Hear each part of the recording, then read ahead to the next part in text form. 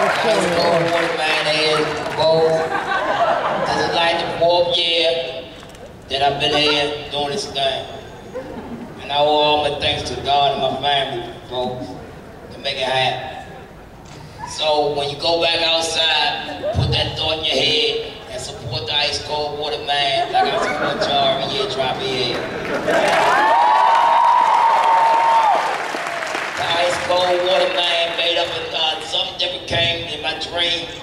This other part of the song came to my head like mommy, daddy, he do have that ice cold water, mommy and daddy, and he only got it for $1. And that's something that'll stew inside the song. So we're gonna start the show off like this, folks. Mommy, daddy, mommy, daddy.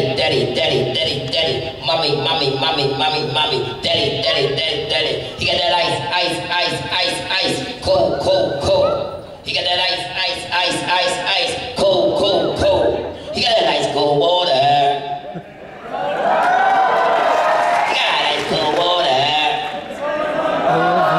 Water man. He got ice cold water. He's a keynote speaker at this convention. He got ice cold water, and it's only $1.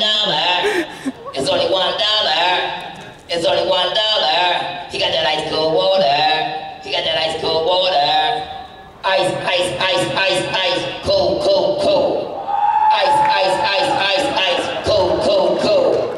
Mommy, daddy. Tell me what's wrong in here. Mommy, daddy. He got that ice, cold. He got that ice cold water. And it's only $1.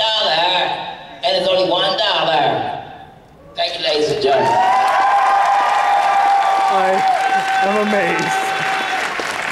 I love y'all too, ladies and gentlemen. And like I just said, the ice cold water man be here like to the end of this thing, but that's what I'm saying. Support the ice cold water man. I'm here with you folks. Have a nice day. I'll be outside. Thank you very much.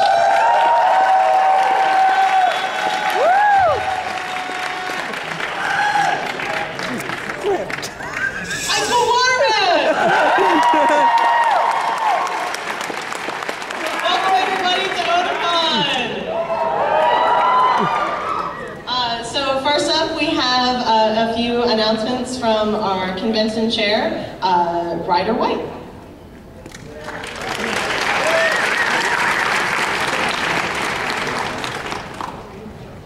Hello, Otakon!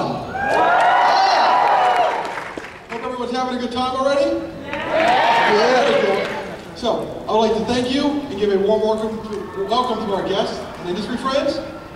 I would like to take a moment to thank our members, our staff, and our gophers. Without all of you, Otakon would not be what it is, and we would not be here today. So thank you very much for coming.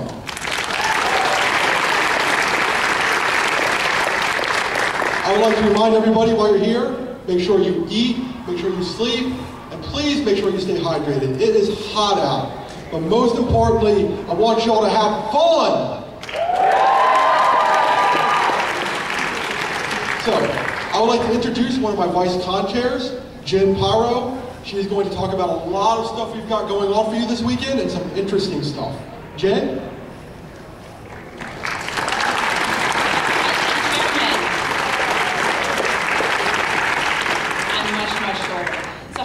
I'm Jen Pyro. I'm one of the vice convention chairmen, so if you're having any trouble and you see me all weekend, just grab me and I'll help you out however I can.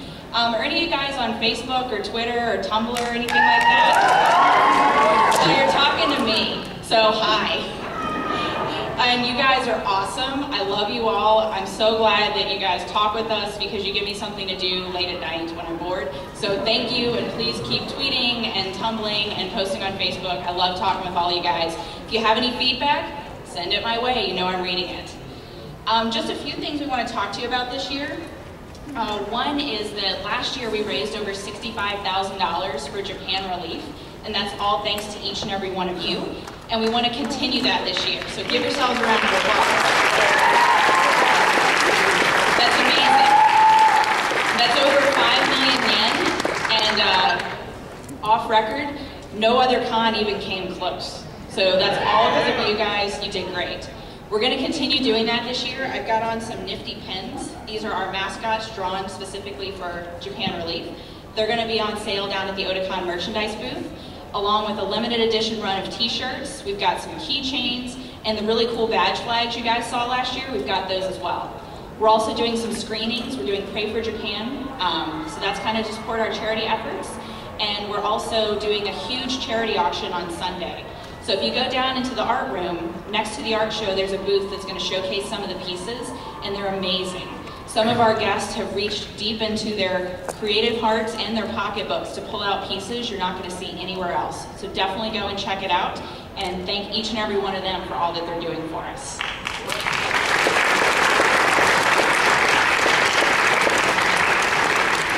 And last but not least, we had some really, really special merchandise at the merch booth this year.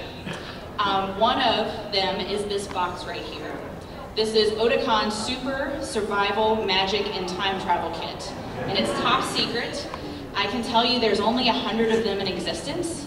And to get the one that's like this, you actually have to win one of our contests, some of which are online. So in case you're not signed up for Masquerade or the Fall Costume Contest or Otaku Idol, don't despair.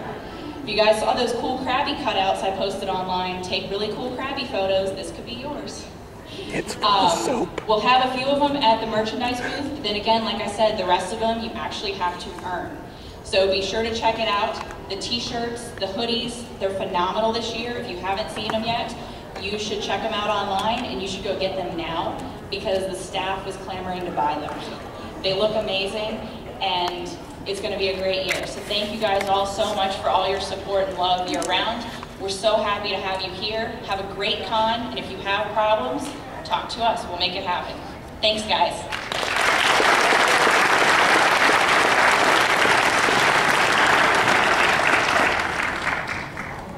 Okay, guys, we actually have a lot of special stuff at the end of opening ceremonies, so stick around. Next up, we're going to ask Taka, our interpreter extraordinaire, to come say a few words about a lost friend.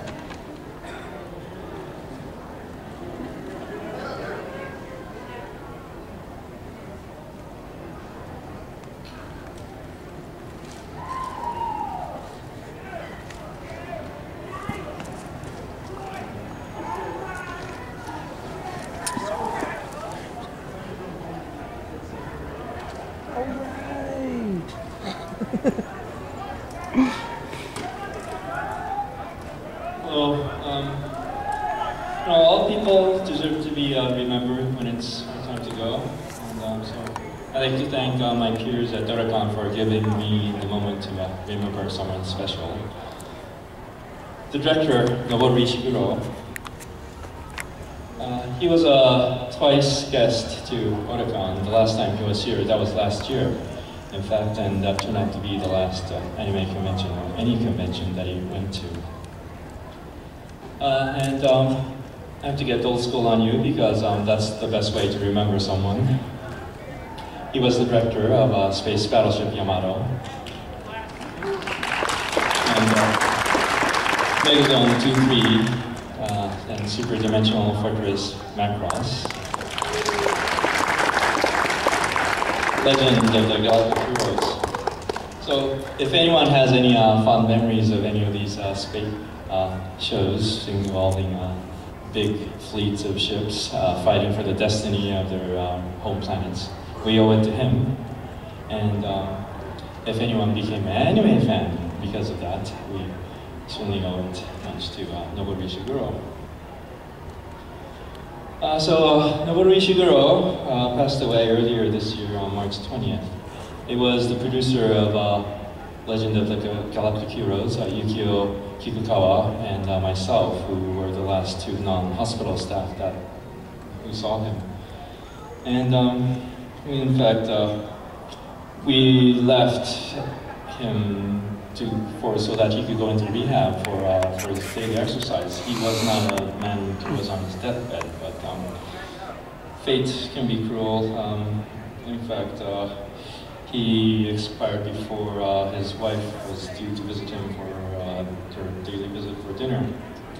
But just as Ishiguro induced millions of impressionable kids into anime fandom, he was also remarkable for fostering aspiring young animators into the trade as well. That includes once a bunch of starry-eyed kids who had an idea about a space opera, about planes that would transform into robots.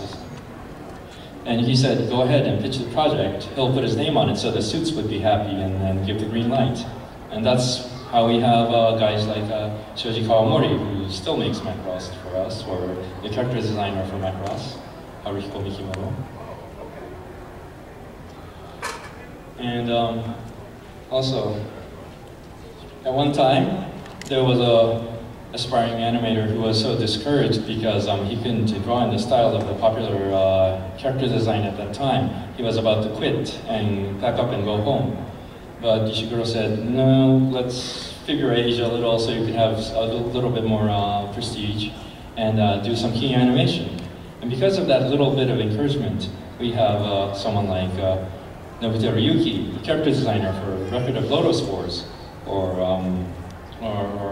X 1999, a lot of the clown stuff, or Escaflowne.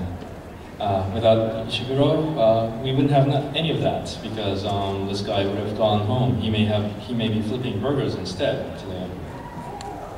Or even recently, there was a nice show called Mushishi with an incredible production value, but the studio was going into debt doing that.